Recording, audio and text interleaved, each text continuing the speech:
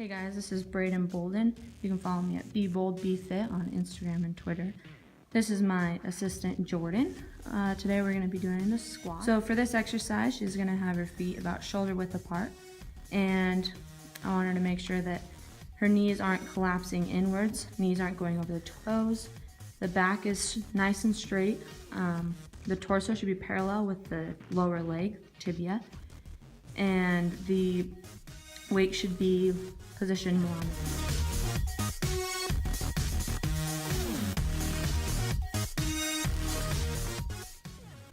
Alright, so while she's doing this squat, as she's going down, it's going to be working the quadriceps eccentrically as they work to slow down the weight coming down.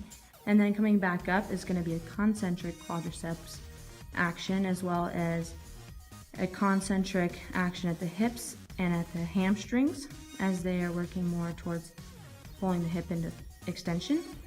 And the core muscles like the erector spinae as well as the transverse abdominis are going to be active isometrically to maintain a stable core and a neutral pelvis. For endurance, you want to do 1 to 3 sets of 12 to 20 repetitions at 50 to 70% of 1 rep max. Hypertrophy, 3 to 5 sets of 6 to 12 repetitions at 75 to 85% of 1 rep max. For strength, you want to do 4 to 6 sets of 1 to 5 repetitions at 85 to 100% of 1 rep max. Some coaching cues you could give, you could tell them to act like they're sitting back into a chair. Remind them to keep their knees out at all times and to keep their weight in their heels, so they should always be able to wiggle their toes as they're going through the squat motion. Safety purposes, make sure that you always have a spotter.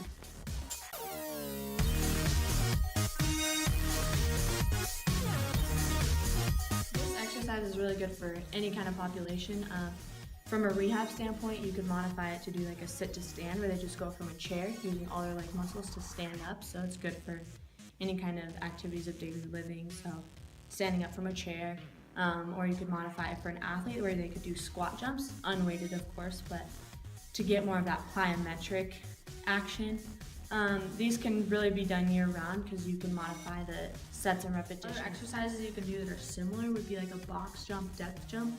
So that's gonna essentially be the same movement, but you're gonna get more of that plyometric, and you're reducing the amount of force that's gonna be on the knees and on the hips. As far as the 5 movements of life, this targets the unweighted movements. Although this exercise is weighted with the barbell, this movement is very common in every day-to-day life activity. So like I said earlier, sitting down in a chair, or for an athlete, so any kind of sport that involves jumping, they're gonna be going into that squat.